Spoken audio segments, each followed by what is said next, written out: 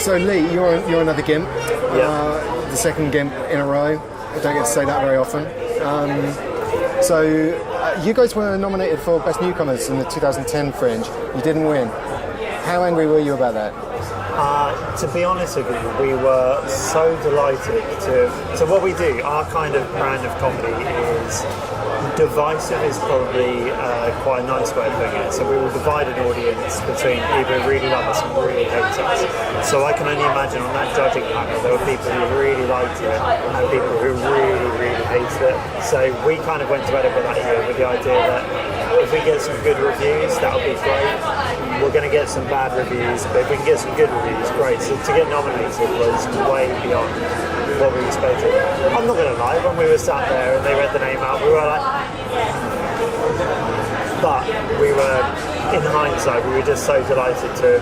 It's the acknowledgement that's worth as much as actually winning the award. Yeah, because you're not like a comedian sort of... No, we made a decision quite early that we're going to make the shows for people. If you like what we do, you're going to really like what we do. If you don't like what we do, you're going to have a terrible time. But we quite like that. We like doing things where we've built a good kind of audience base over the years of people who come back year on year because we're not trying to cater to a middle ground. We're not trying to have a bit of something for everyone. We are like, this is our audience, and if you like us, you're going to really enjoy this. Yeah. So, yeah, I think that was always our thing. Like, and it was nice to have the judges kind of acknowledge that as well. Like, there's people may not like the material itself, they may not like some of the punchlines, but you can't really fault the craft that goes into it. Like, we're all drama school boys who have kind of spent a lot of time choreographing and learning all the routines, puppetry and everything. So you can't fault the craft, but you can very much fault the jokes. Right. Yeah. No, that makes sense. It's their fault. Yeah. Exactly. Do you find audiences in Edinburgh different to elsewhere? I think audiences in Edinburgh, there's so many shows on. You've got to find ways of surprising that audience because it is a very savvy audience. I think so. We're based here in London. I think there is a similarity between a London audience and an Edinburgh audience because you have so much on offer. You know, you go to Edinburgh, you're spoiled for choice. You can see 100 different shows at any hour of the day. And you come to London, like, there are shows on every single night. Our favourite gigs are always when you go out around the country and actually there's less shows on, so audiences are happy to kind of give you a chance and they're there to actually enjoy the show. We do find that we get some audiences in Edinburgh who they kind of want to sit there and fold their arms and go, make me laugh, surprise me. I don't think that's a bad thing. If you go up there knowing that that's going to be the case, then you can kind of be ready for that. Like, go back over your show. Are you surprising people? Are you being predictable? If you're being predictable, then you can't really feel bad if the audience aren't enjoying what you're doing. That was always a big thing for us, is don't let the audience get settled in what we do. Don't let them get into a rhythm of the show. Keep switching things up so that they're always waiting for what's coming next, what they're going to see next. So I think the Edinburgh audiences, and you know, we made our kind of name and reputation in Edinburgh, and I love the Edinburgh audiences, but you've got to work hard for them because they've chosen to come and see you. Yeah. Like, there is so much that they could have seen, they've chosen you. But you guys have got like a big following up there now. You can milk that cash cow for... We can, but it took a long time to get there. Yeah. Like, I remember our first year, we were on at 11 o'clock at night. Nobody knew who we were. And we were out there flyering every day with one of us in a gimp mask on a dog lead being dragged around by the other one giving out flyers. Only one? And yeah, well, actually we would have all over the place because there's so many in the group. We could send one gimp person out to this area, one gimp person. We had a franchise of gimps in Edinburgh that year. Okay. And even last year, like, we did a lovely big room last year. We did a limited run, and we still got out there with the gimp masks on and fly because we wanted to sell this big room out, and we're not too proud to go out there and fly. Also, it's good for our brand. Like, people see us flying, they go, oh, that looks funny, I've never heard of that group, I'll go and see that show because they've already amused me there. I think there's a lot of people who... There's a perception in Edinburgh, if you're a performer and you're doing your own flyering, that like you're doing your brand down, that you're kind of somehow That people will look at it and go, oh no, firing your own show. It's the worst perception. Like, if you don't be too proud to fly for your show, because there's nobody who can sell your show better than you can. Like, if you come and talk to me and tell me about your show and you engage me in conversation and you're funny and I go, I really like spending 3 minutes in your company, I'd like to invest some of my cash into spending an hour in your company. Like, you've got me on board there. Somebody just giving me a flyer, no matter how good that flyer is, that's never going to be as effective as actually getting me in conversation and making me want to come and see your show. So I would always advocate people to go out, fly for your show, meet people, get people talking about it. Because those people who see you, then see your show and enjoy it, they'll go and tell people because they're invested in you as a performer and in your show at that point. And then you can, week 3, stop flying at that point because you've sold out the rest of the run because the show's going so well. Yeah. I'd always say go out and fly. And obviously you want like 1,500 flyers left at the end of the run. Yeah. Because you want to work out what you're supposed to do with those now. That's it. I want to get to the end of my Edinburgh and, because no one's ever sure how many you should be ordering at the beginning of the festival. So you get these boxes and boxes and boxes arrive and you kind of look and go, I don't know how to get through all these. And the answer isn't just going out there and making it rain flyers on the street. The answer is going up to people, giving them a flyer, telling them about your show. I remember James Veach had a really good technique where he would take his laptop out and he would sit with people who were sat at a bench and go, hey, do you mind if I just show you a couple of bits of my show? And they would go, yeah, right. And he'd show them a couple of sections from it. It would take no more than 3 or 4 minutes, but they were really funny sections. And the audience would go, great, I'm going to go and see that show because it's really funny. And after a while, he doesn't have to do that anymore because they've seen it, they've told more people. The show was good. That was how he built his name up in Edinburgh and made people see it.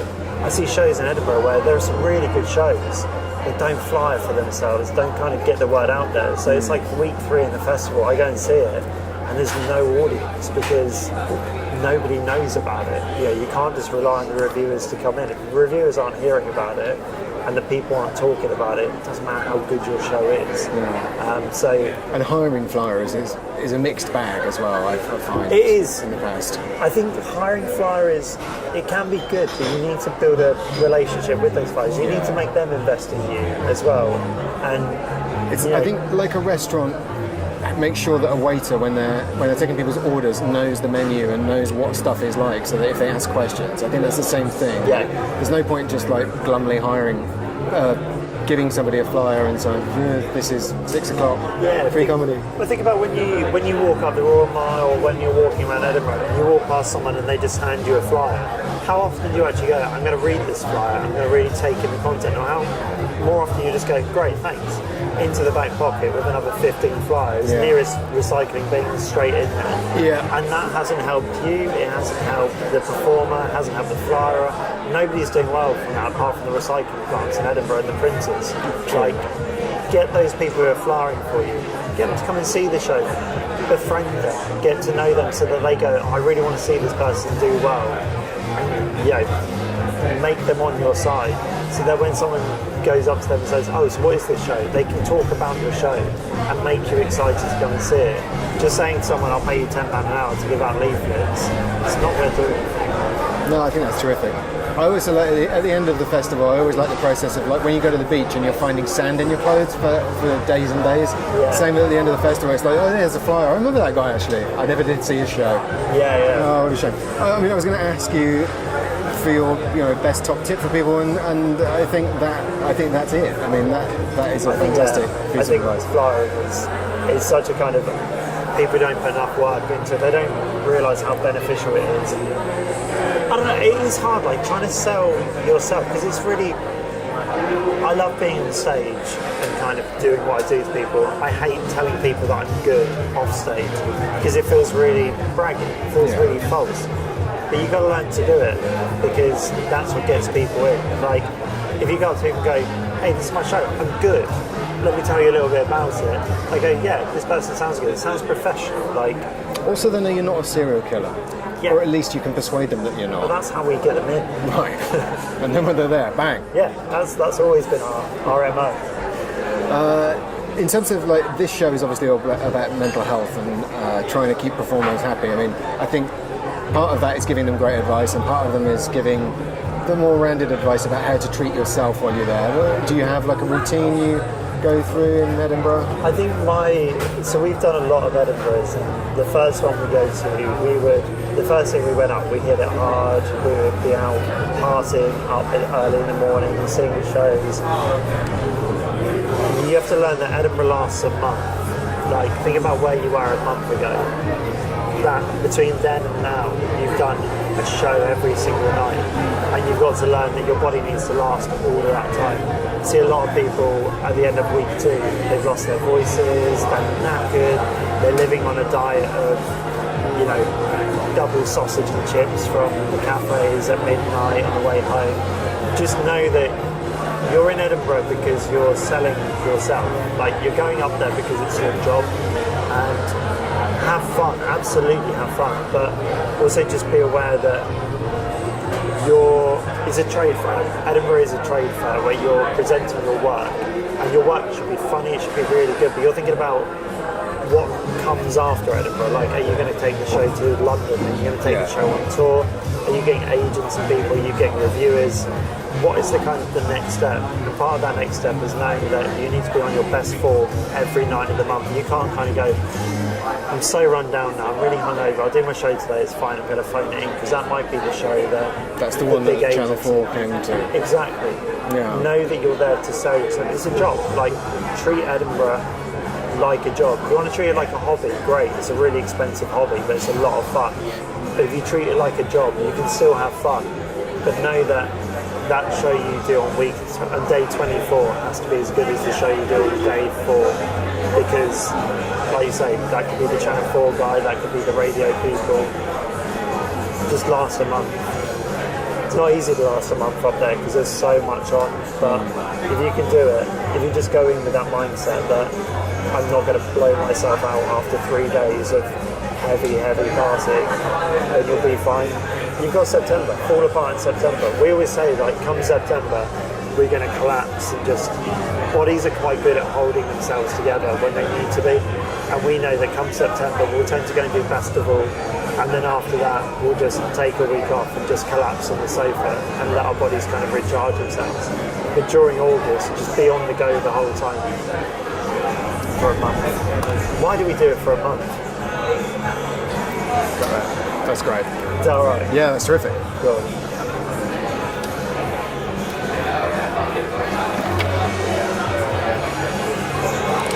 No, that's fantastic. That stuff about flying is great. I was hoping somebody would do that. And completely unknowingly, you've done something that's completely complementing what Richard said as well. Cool. Although I questioned him about the City Cafe, because literally in my notes I read that you're fans of the City Cafe and the double sausage, and I questioned him about that, whether you had a branding deal with them, and he said no. And then you mentioned I thought, go on, mention the City Cafe, and you didn't by name. Do you know what? We all know where you meant that.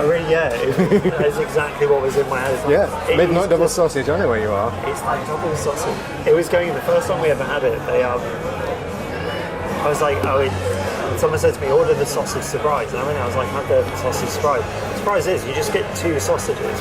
Nobody needs 2 sausages. And they're big ones as well, big sausages. And yet, I will eat them all. They're not like the square. No, just Scottish. long, big old battered sausage. And by the time I get back home, I'm like, I can't believe I've eaten both of those. I'm going to bed now. That's one in each arm, isn't it?